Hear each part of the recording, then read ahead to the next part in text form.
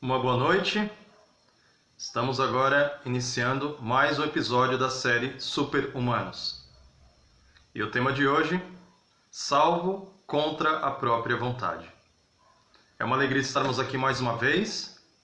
Estamos aí já há alguns dias com essa série. Está também sendo veiculada no YouTube. Os vídeos são editados e postados no YouTube. É só você jogar lá Super-Humanos, Joeli Gerva. E aí já tem alguns vídeos lá para serem vistos. Seja bem-vindo quem está chegando. Estou vendo a foto bem pequenininha ali. Não sei exatamente. Leones, né? Dáguida. A fotinha bem pequenininha ali em cima, mas deu para ver. Sejam muito bem-vindos. O tema de hoje é bem especial. Exige boa noite. Vai exigir de nós singeleza de coração para entendermos a vontade de Deus em nossa vida. O tema de hoje é salvos contra a própria vontade. Que tema pitoresco, né? Que título assim inusitado, mas no decorrer da mensagem nós vamos entender o significado disso. Graça e paz, Leones. Boa noite, Dáguida. Vamos aí dar início. Eu já estou com alguns inscritos lá no canal e aí convido você para, como eu tenho falado, compartilhar os vídeos, mandar no Zap também. Você entra lá no YouTube e compartilha o vídeo direto do YouTube para o WhatsApp para alcançar mais pessoas. Você pode compartilhar pelo Facebook e também compartilhar pelo YouTube e pelo WhatsApp. E aí mais gente vai ficar sabendo. Alguma vez você já se sentiu, Alan, boa noite. Alguma vez você já se sentiu como uma gotinha no oceano? É mais ou menos esse o trabalho que a gente faz na vida, né? Nós somos gotinhas no oceano. Gotinhas no oceano. E no que diz respeito à internet, isso é literal, né? São milhares, não são nem milhares, são milhões de conteúdos postados todos os dias. E agora eu estou nesse meio aí e quero fazer o meu melhor. Eu não sou um cara assim, como posso dizer, não tinha esse ímpeto, né, de estar gravando e tudo mais, mas eu tenho uma mensagem e eu acredito que tem pessoas para ouvir e no momento essa é a plataforma, né? Rose, seja bem-vinda. Seja bem-vinda, Nete também, seja bem-vinda. Abraço aí na família. Vamos ao tema então. Eu já estava em oração, com o coração apertado, antes de você entrar. O tema da mensagem de hoje, do episódio Super-Humanos, a superação da espécie, é salvos contra a própria vontade. Seja bem-vindo, Márcia, Kelton. Amém, Daida, para mim também está sendo uma bênção, viu? Está sendo uma alegria. Salvos contra a própria vontade. Colocando mais uma vez, o canal do YouTube Super-Humanos e essa série também no Facebook tem como objetivo desenvolvermos a nossa humanidade em Cristo. Gonzales, seja bem-vinda. Porque verdadeiramente você há de convir comigo que, embora vivamos numa civilização povoada por 7 bilhões de habitantes, em 5 continentes, nos 4 cantos da Terra, você há de convir comigo que não existem tantos humanos assim. Você está me entendendo, né? Tem muita gente se portando de modo assim bestial, de modo animalesco, de maneira que eu entendi de um modo muito sereno de que o Evangelho tem como propósito desenvolver a nossa humanidade de acordo com o modelo que é Cristo. Romanos capítulo 5, verso 14, o apóstolo Paulo diz que Adão era uma sombra de Jesus que viria. Adão figurava aquele que haveria de vir, de maneira que Jesus é a realidade do ser humano. Olha que coisa tremenda. Se você quiser saber como é um ser humano, leia os evangelhos. observando Jesus. Ali é um ser humano genuíno, 100%. E esse deve ser o nosso alvo. Bom, seja bem-vindo aí, Celsa, Samuel, Lucinéia, Tati Ribeiro, Cleide Araújo, Samuelzão, tudo junto? Então vamos ao tema. Salvos contra a própria vontade. E o paradigma da mensagem de hoje, do início da mensagem de hoje, será Adão. Adão foi o primeiro homem e o primeiro transgressor deste planeta. O pecado entrou no mundo por conta de Adão, por causa de Adão. Muitas religiões ao redor do mundo têm visões equivocadas a respeito desse assunto, e é importante entender que a chave da cidade estava na mão de Adão. Portanto, a culpa pela queda foi do homem. E Gênesis capítulo 3, verso 10, quando narra o momento em que Adão já era um transgressor, o texto é muito dramático, porque o texto mostra um Adão com medo, um Adão se escondendo e fugindo. Quando Adão ouviu a voz do Senhor na viração do dia no jardim, ele sentiu o pavor da culpa. Sabe que hoje as ciências que estudam a mente humana já conseguem identificar que a culpa, ela adoece de verdade. É por isso que o perdão é tão maravilhoso. O perdão é tão maravilhoso porque o perdão é uma cura. É uma cura, porque a culpa ela adoece, ela seca os ossos, como diz o salmista. Ela pode provocar doenças não apenas psíquicas, mas doenças físicas no corpo, desde dores musculares até doenças, até gastrites, úlceras e coisas mais graves. E Adão estava sentindo o peso da culpa, o peso da transgressão. E quando ele ouviu a voz de Deus, ele teve o mesmo sentimento daqueles que estão descritos em Apocalipse capítulo 6, por ocasião da volta de Jesus. O profeta escreve: os reis da terra, os grandes, os comandantes, os ricos, os poderosos, e todo escravo e todo livre, se esconderam nas cavernas e nos penhascos dos montes. E disseram aos montes e aos rochedos: caí sobre nós, e escondei-nos da face daquele que se assenta no trono e da ira do Cordeiro, porque chegou o grande dia da ira deles, e quem é que pode manter-se de pé? Adão sentiu esse mesmo pavor. No livro de Apocalipse e no livro de Gênesis, mostra a natureza humana diante da presença de Deus, afastado da atuação do Espírito. Quando eles sentiram a presença de Deus, eles preferiram que houvesse um terremoto para cobrir suas cabeças. Eles queriam fugir de qualquer forma da presença de Deus. É um instinto de sobrevivência carnal. O instinto de sobrevivência carnal nos faz fugirmos de Deus. Isso é largamente descrito nas Escrituras. O instinto básico, essencial do ser humano é fugir de Deus. E esse é um aspecto maravilhoso do Evangelho. Porque o Evangelho nada mais é do que Deus em busca do homem. Veja só. É Deus em busca do homem. A gente costuma usar expressões, né? Como a pessoa tem que buscar Deus, eu vou até Deus. Mas, meu amado, sem sombra de dúvida, é Deus que toma iniciativa. Foi Deus que foi até Adão. Deus é que foi até Elias quando estava também no Vale de Querite, na caverna. Foi Deus que impressionou Jonas. Foi Deus que mandou um peixe para reconduzir Jonas para a missão. É o Espírito Santo que conduz e persegue o ser humano para que ele possa ter consciência. É como o filho pródigo. Quando ele sentiu vontade de comer a comida dos porcos, o texto bíblico de Lucas diz assim: caindo em si, ele tomou consciência, ele entendeu que estava no caminho errado, Essa tomada de consciência, esse despertar, esse acordar é obra de Deus sobre o ser humano.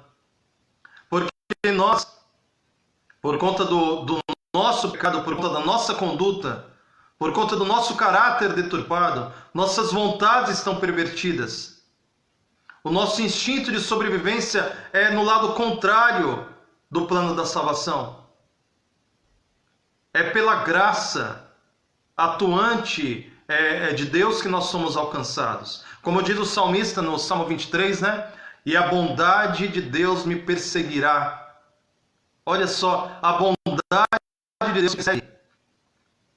De acordo com Paulo também, ele olhando para a história, para os textos bíblicos, ele diz em Romanos 2, verso 4, é a bondade de Deus que te conduz ao arrependimento.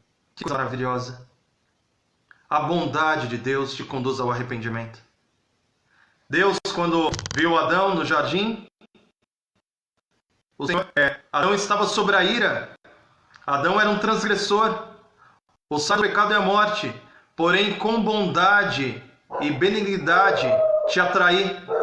Olha que texto maravilhoso de Jeremias. Deus nos atrai com bondade, com benignidade, com delicadeza. Esse é o nosso Deus. E existem vários textos que nos dão a plena certeza de que verdadeiramente nós somos resgatados e salvos contra a autoridade. Agora, a mensagem você vai entender o significado disso. Veja, Filipenses 2, verso 13. Porque Deus é quem efetua em vós, tanto querer como realizar, segundo a boa vontade de Deus. Meu amado, é algo difícil da gente assimilar. Porque nós estamos tão habituados a tomar nossas próprias decisões, que muitas vezes a gente julga que somos senhores de tudo, né? Temos domínio, controle sobre todas as coisas. Mas, espiritualmente falando, nós somos mortos. Se não pelo toque da graça, somos mortos. Mortos. Mortos que andam, mortos que comem, mortos que dirigem seus carros, mortos que fazem planos. Porém, espiritualmente, mortos. Com a vontade mata. Sem anseios por coisas espirituais. É Deus que nos dá essa graça. Essa graça é derramada sobre todos. Porque, como escreveu Pedro, não tem o Senhor retardado a sua promessa, como alguns a julgam demorado, pelo contrário. Deus é longânimo, não querendo que ninguém pereça, mas que todos cheguem ao arrependimento. A bondade de Deus é como a luz do sol. A luz do sol não faz distinção entre bons e maus, entre ricos e pobres, entre negros e brancos. O sol estende os seus raios para aquecer toda a terra. A bondade de Deus é como a chuva. Ela rega a fazenda do ímpio, assim como ela rega a fazenda do justo. Ela irriga a plantação do ímpio, irriga a plantação do justo. Não há distinção. Deus derrama a sua graça indistintamente. Deus foi capaz de tolerar Caim após ter assassinado o próprio irmão. Deus foi capaz de tolerar Manassés, o rei que deixaria Adolf Hitler com vergonha. Um rei com uma impiedade sem precedentes entre o povo. Veja, Deus é longânimo. Deus toma iniciativa. O plano da salvação exalta a Deus como aquele que estende a mão para a ovelha perdida. Eu fui uma ovelha perdida, você também, e tantos quantos.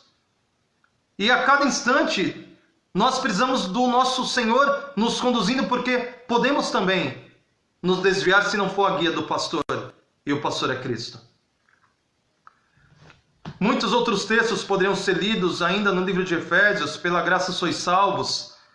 A obra de Deus. Eu pensei 3 relatos que nos ajudam a entender essa frase, um tanto quanto difícil de assimilar, salvos contra a própria vontade. O primeiro texto que eu peguei foi o texto do endemoniado, Marcos, capítulo 5.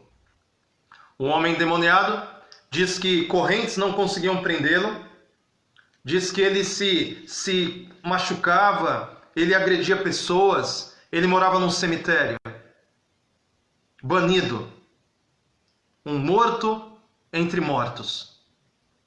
Até que aparece o Senhor Jesus. E a gente precisa entender que aonde Jesus está, nada mais é igual. Quando a presença do Senhor Jesus se manifesta, nada permanece como estava antes. Jesus é como uma bifurcação na estrada. Jesus é aquele que exige uma decisão de cada um de nós. Para o jovem rico, a decisão: riquezas ou evangelho. Para a mulher pega em flagrante adultério, a decisão: permanecer numa vida de pecado ou vai, não peques mais. É sempre assim. Jesus é uma bifurcação na estrada, é um beco sem saída. Precisamos decidir. Esse é o evangelho. E o endemoniado, quando viu a Cristo, ele correu em direção ao Senhor, se ajoelhou, adorou, dizendo: vieste antes do tempo, filho do Deus Altíssimo.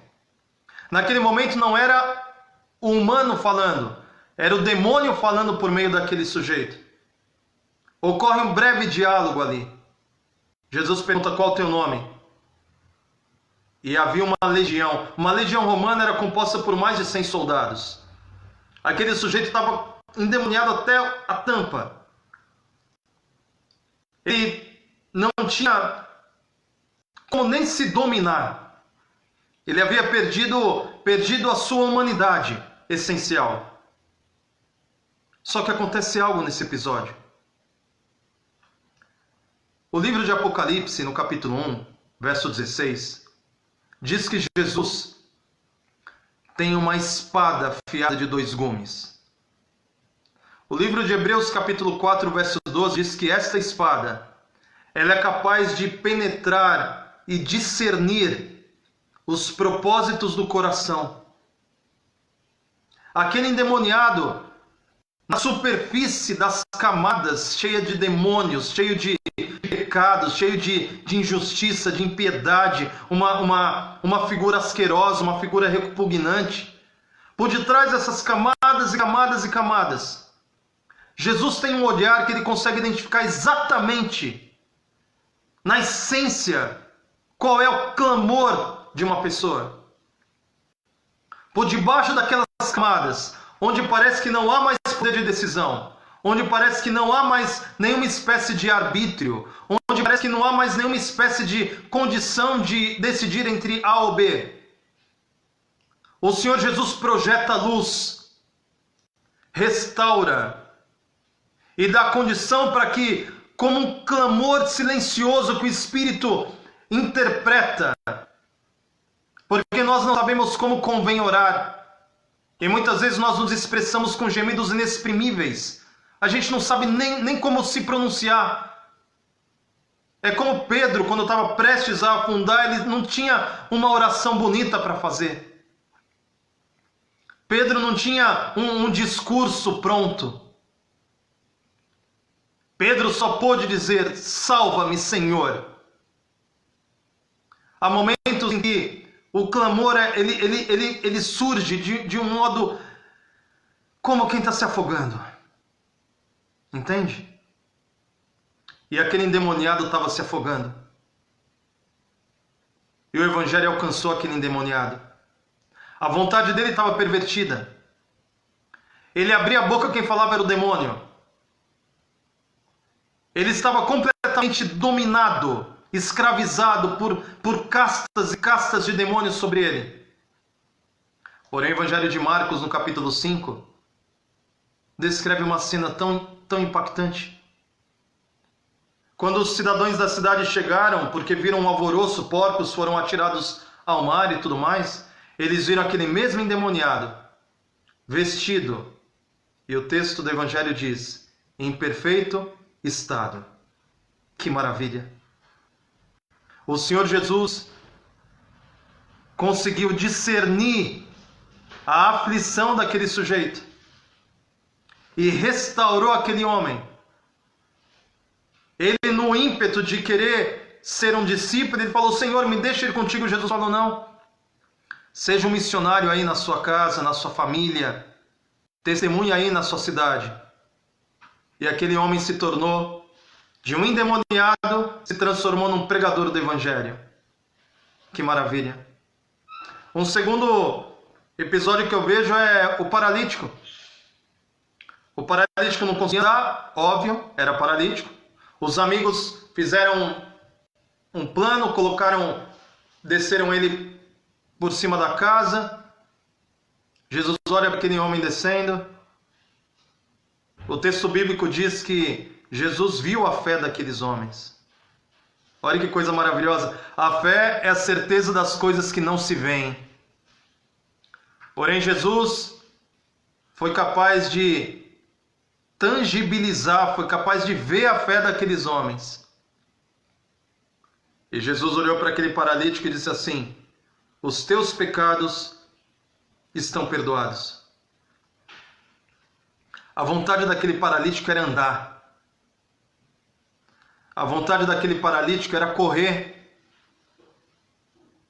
Porém, Jesus discerne os propósitos do coração, enxergou culpa naquele homem. Jesus enxergou camadas de sentimentos confusos. E o perdão era mais urgente do que a cura física. De maneira que quando eu falo salvos contra a própria vontade, é porque nós muitas vezes não sabemos o que queremos, não sabemos verbalizar nossa verdadeira e mais aflitiva vontade. É como Jesus na cruz dizendo, Pai, perdoa-lhes, eles não sabem o que fazem. Em nossa ignorância, muitas vezes nós não sabemos o que fazemos.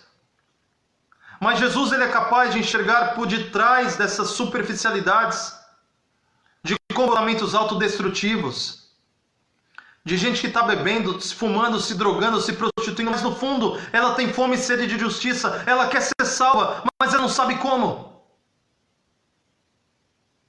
E Jesus é esse olhar capaz de enxergar por detrás dessas camadas e contemplar o ser humano nu e cru, clamando por salvação.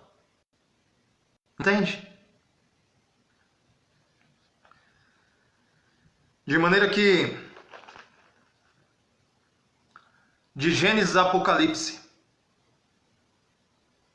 os termos da aliança que foram sendo apresentados no decorrer das gerações. A primeira aliança, feita com Adão, envolvia não comer do fruto proibido. Algo muito simples, quase infantil.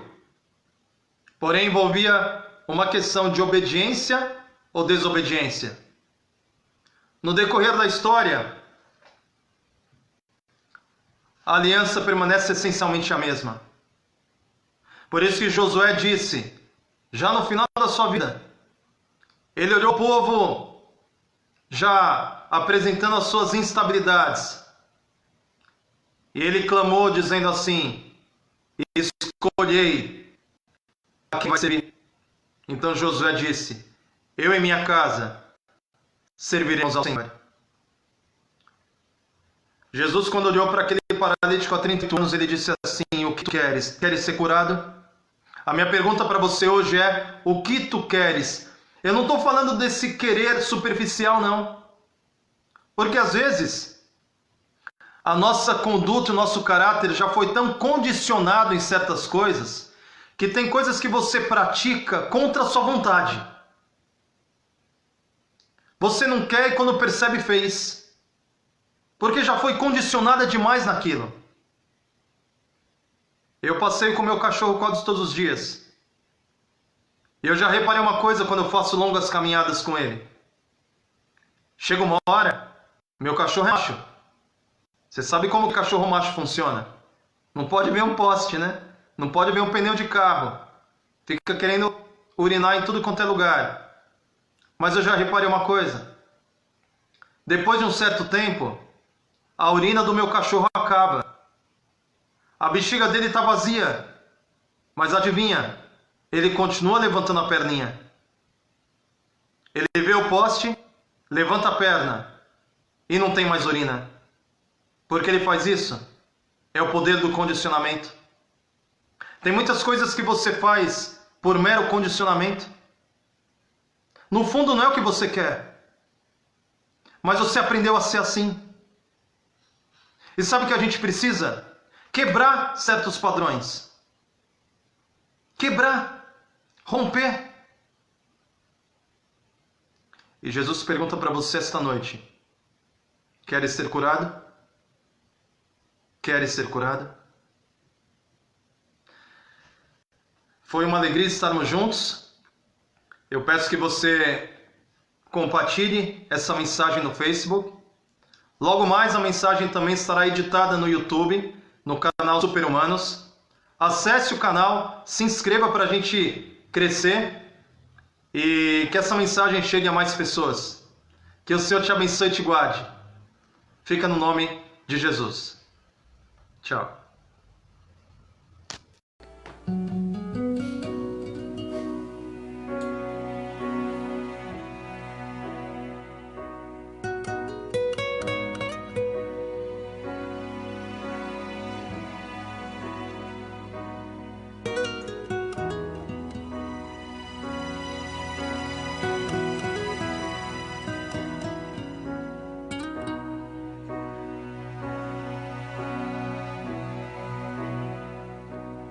Outra vez estou aqui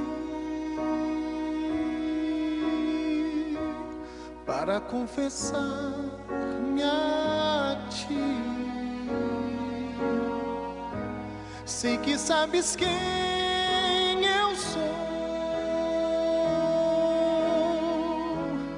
e quem eu já fui.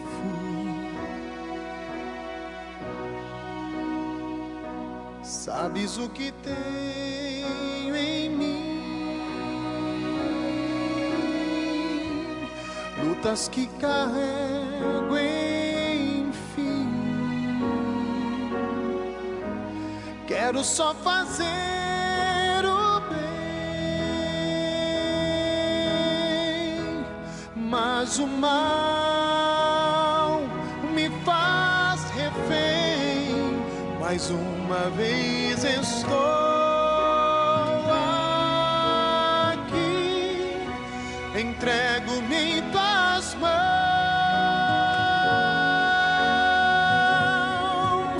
desfaze o que sou,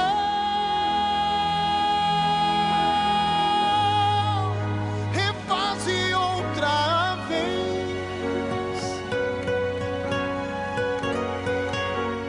Irei sentir teu coração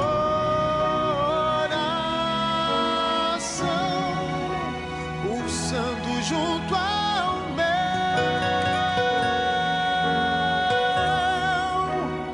que morra o meu eu,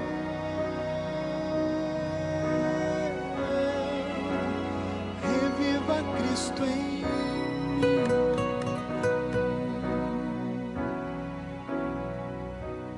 Nada que eu fizer por ti, tudo que eu tentar cumprir, toda lei que eu seguir, não me salvará.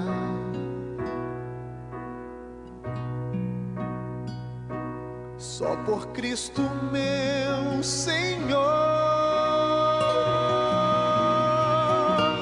só por teu imenso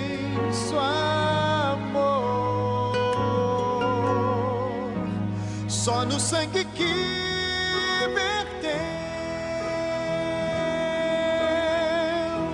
Sigo a Jesus, sou teu, mais uma vez estou aqui, entrego-me em tuas mãos,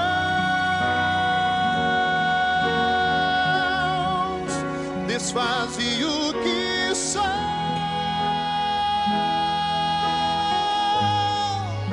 refaze outra vez,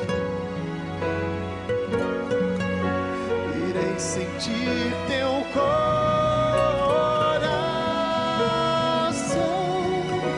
pulsando junto ao meu, que morra o meu eu,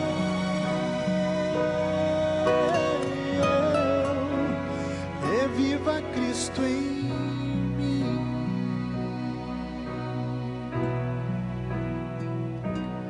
Outra vez estou aqui para confessar-me a ti, e que morra o meu eu, reviva Cristo em mim.